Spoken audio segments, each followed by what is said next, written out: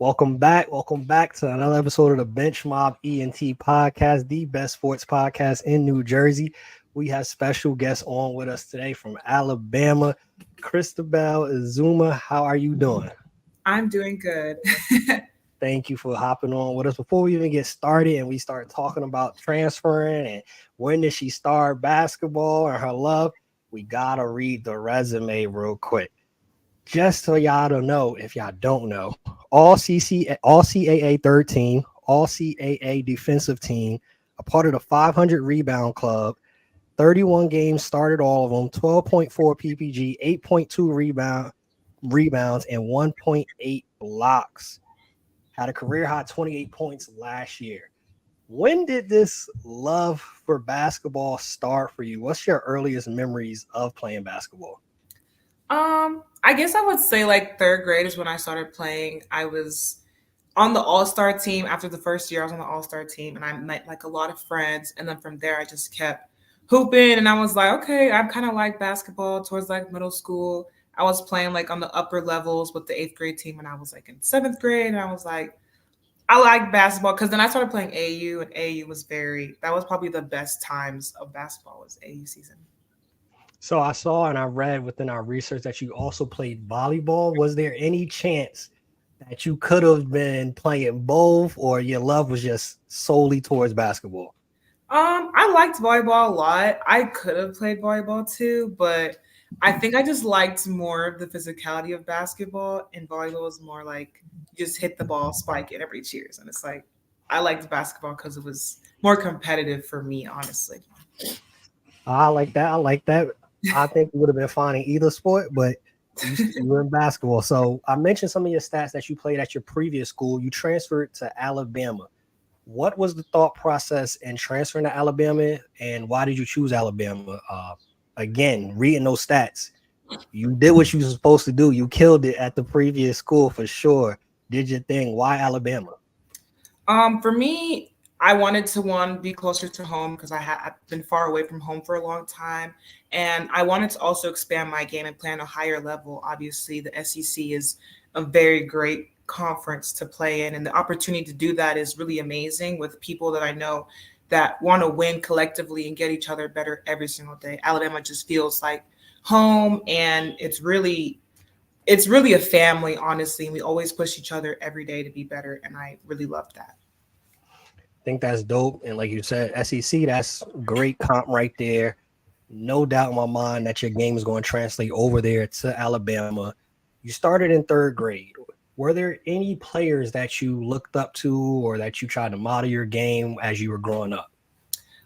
For me, I kind of just watched. I used to watch LeBron and I watched Kobe a lot when I was younger. And as I got older, I started watching girls basketball more. So I was really interested. I loved watching Asia Wilson. Like her game is, she could do everything really. And being a tall girl is like you always get put into a box. And I love that she can do everything and just play around. So I really want to, be like her. So yeah. That's dope. That's literally one of my favorite players. I'm an Aces fan myself. So it's Team Asia Wilson over here every single day of the week. So shout out to Asia Wilson. You mentioned that she has such a versatility in her game. Is that one of the things that you're trying to add to your game this year in the summertime? Because defensively, you got that lock down, pack, top defensive player. Are you looking to add more offensive skills and shooting maybe to your game this summer? Yeah, I'm looking to expand my game all around. I want to be more confident to shoot like the shots in the game, mid range, threes. All I just want to be more confident in doing it and being able to take those shots. And I feel like also having the, you know, little jumper on the baseline when I turn around jumper, like that's really also important. So I'm trying to expand my game on those levels. That's dope. Definitely gonna be looking forward to seeing that. At what point for you though? You've been playing since third grade. You had the great college career so far. When did you know though for you that I'm actually good enough to play college basketball? What do I know? I think my junior year of high school when I started. Well, actually, I was getting letters when I was like throughout high school and middle school, but I didn't really take them seriously because I was like, oh, it's just college. And like nobody in my family has went to go play college basketball. So this was like a first. And in high school, junior year, my coach was like, yeah, like you need to start visiting schools and stuff. And I'm like, oh, okay. So this is real. Like this could actually happen. So yeah. That's dope. So it was around then. That's when you realized I can actually play at this level. Yeah. That's dope. So you just was having fun basically that whole point until then. Yes. Got it. Okay. Okay. So in that thought process, when you start, actually taking it serious, like, hey, I could play at the collegiate level. What went into that thought process of choosing your original school before Alabama that you went to? For me, mainly it was during COVID, so it was really hard. We couldn't visit any schools, and I was very like nervous because a lot of coaches and coaching staffs were changing because people were, it was COVID season, so it was just crazy. And one thing about Campbell is that the coaching staff stayed the same, and they were communicating with me all throughout the process and making it easier for me. And they just seemed like the ones who were most together in the process, and it was really like a family to me. And I didn't get to visit the school before I went, but it just felt something told me like, hey, go to Campbell. Like these are the people for you. They're going to help you. And that's exactly what they did. So yeah. That's dope. For you, right? One of the things that within reading and checking your stats, you were in the conversation every year that you were there, essentially as one of the top defensive players in your conference in college basketball. For you, what do you think it takes to be a top tier defender like yourself? Honestly, it's just the want to. Like, I love defense. That's probably the fun thing about the game, blocking shots, getting those defensive rebounds. And it's really the drive to want to play defense because a lot of people don't like to, but I love to. So I feel like that's what motivates me to play hard on defense and get stops because it's like when you get stops, you can win games. And defense is just everything to me. I love it. We need more people like you around the world, honestly, when it comes to basketball. You are 100% right. A lot of people do not like playing defense and do not understand the value of defense. So shout out to you for that. What was it though that, was it from a high school coach? Was it from a family member that instilled the importance of defense? Because like you said, especially now, kids growing up don't really care about defense. How many buckets can I get? So that's kind of a different mindset. What kind of inspired that? I think growing up, even when I played basketball in fifth grade, my younger coaches, they would tell me, okay, like we got to play defense if you guys want to get stops. And they would be like defensive drills. So it was like pounded into me from a young age. And then AAU, you wake up 8 a.m. in the morning, full court press. And it's like, that's defense. And then even in high school and college, like my coach in college was always like, we got to play defense. He really preached about defense, and it really stuck with me even from my younger years throughout college because a lot of teams don't want to play defense, but for us, we were a really defensive minded team, and I think that helped a lot. Shout out to the coaches. That's fire. And I remember those 8 a.m. AAU tournaments. Lord, I do not miss that part of it at all. Who is Christabel outside of basketball? We know you play basketball. You love to play defense. You're expanding your game.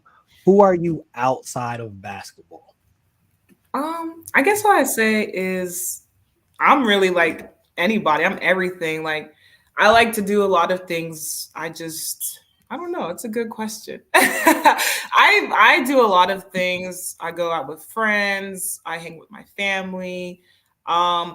I wouldn't say I really have a specific hobby, but I do love to watch movies and stuff and just spend time with family. I think I'm a really family oriented person and I love to spend time with the people I love the most, my friends too. So I think that's another important thing about me. So yeah. So this wasn't one of the questions on the list, but later in the show, since you mentioned movies, I'm gonna have to ask about some of your favorite movies, of course. I love movies also, so I'm definitely gonna have to ask that question later. For you, right? What keeps you motivated? What keeps you inspired to keep going, to keep trying to actually get better?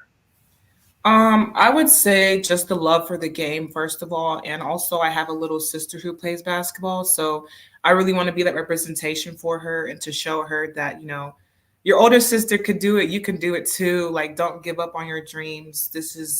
This basketball brings you opportunities. No matter how far you go, it's always opportunity. I've met so many people in my life through basketball, and I think that's a really important thing that people don't get, is that sports is not even just sports, but it's a gateway to more. You learn a lot of things in life, and it's a lot of lessons, and that's what really motivates me in life. So yeah. Shout out to you, U.S. little sister. We already know, speaking it into existence. I don't know how old she is, but I'm sure we'll see her on the collegiate level also. If she follows your footsteps and the advice you give her, for sure. You mentioned the beautiful thing that basketball affords us is opportunities to meet people, to get different careers, things of that nature. Is there any, inkling of a hope to continue playing after school, or are you going to go straight into your major? I do want to play after school. I hope to play pro if I get the opportunities to. That would be amazing. I would love the opportunity. And then obviously basketball stops sooner or later. So I do want to continue my career in the medical field and become an anesthesiologist. So yeah. Okay, anesthesiologist. That's what's up. That's to be able to be playing top tier basketball and having that as a major. Shout out to you of really embracing that student athlete aspect. That I'm sure you've met people that don't embrace the student aspect on that regard. So thank you so far for being on the show. Again, we appreciate it. We're transitioning now into our fourth quarter segment, which is kind of more of the fun questions, get to know the person a little bit more. We love to ask people anything related to food because for me personally, I'm a foodie. I eat for four. It may not look like it, but I eat for four. For you, what would be your pregame meal? I guess I would say just any type of carbs like pasta or even a sandwich would be fine for me, because I don't like eating heavy before games just because I feel like it just sits in my stomach. So something light and that gives me energy would be the best pregame meal for me. Okay, so what would be your favorite cheat meal? Cheat meal. I guess I would say like wings. I love wings. Teriyaki wings with lemon pepper sprinkles from American Deli. That's the best. Okay, shout out to American Deli. Okay, Yes. I'm gonna have to try that. I haven't had it with the lemon pepper sprinkled on the top, so Yeah. I'm gonna have to try that one right there. Pre-game routine. Do you have a pre-game routine? And if you do, what's your pre-game routine? For me, mainly it would just be stretching, get out on the court before the time goes to go around and shoot, do some miking, just feel the ball, bounce it around, shoot a bit. That's really what my pregame would be. I guess I would also say just praying before the game too, because that's another big thing for me to always pray before my games and before practice, because faith is a really big thing in my life. So yeah. Amen to that. Super important. God first, and then everything else follows after that. With the pregame aspect, are you a person that likes to listen to music, or are you a person that kind of just wants to relax before the game and envision what you're about to do? A little bit of both. If we're on the bus going towards the gym, I'll have my music in my ears, play some songs, get hype, get dressing up, putting on our jersey, play music, and then when it's on the court, I don't listen to anything on the court except for like the music that plays above, and I just focus. Okay, this is what I'm gonna do in the game. Just gotta focus on, first I focus on defense, and then it's like everything else will translate, even if I mess up. So yeah. So, if it's up to you, what songs are being played on the way to a game for you? What's your top 3 songs that, hey, I gotta listen to these to get me hyped? Top 3 songs. I guess so my top 3 artists that I would be playing towards the game would be Lil Baby. I gotta have that. Gunna. And I would have to say it's a tie between Huncho and Young Thug, because Young Thug's old songs that he has, I love listening to that before the game. It gets me in the mood. And then Huncho, 48 Laws of Power, like I think in my head, like, okay, this is I gotta jam out to something. And then sometimes I just put it on mix and I hear everything. So yeah. Okay. I can dig it. So, would you rather free food for life or free travels? Free travel, because when you travel, you can try new foods in different places and you don't have to. Food is cheaper than traveling. So, I mean, you could always pay for the food. So, yeah. I like the way you think right there. That does make sense. Get free to go fly to Paris, France, fly to Australia, all these places, and then you just got to pay for food. That's Yeah. not that bad, actually. Top three. You already shared with us what you like to do outside of basketball. So, what are some of your, if you had to choose 5 favorite movies? I would say all the Transformers series. What else would be my top? I would say The Giver, Interstellar. Okay. What other movies do I like?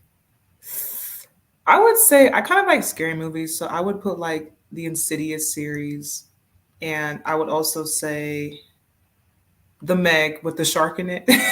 I love that movie for some reason, but it's funny to me. So Okay, I like that list right there. I can dig it. So, we thank you so much. We thank you so much for hopping on with us. We thank you for spending time to hop on, take time out your schedule. For those that tuning in right now, just joining in, again, this is Christabel Ezumah, Alabama, playing there. Check her out for next season upcoming. I promise you, you won't regret it. Her and her teammates are going to put in work next year in a very tough SEC. Y'all know the vibes, though. If you stay ready, you ain't got to get ready. Bench Mob, we out. Peace. bye. Okay, so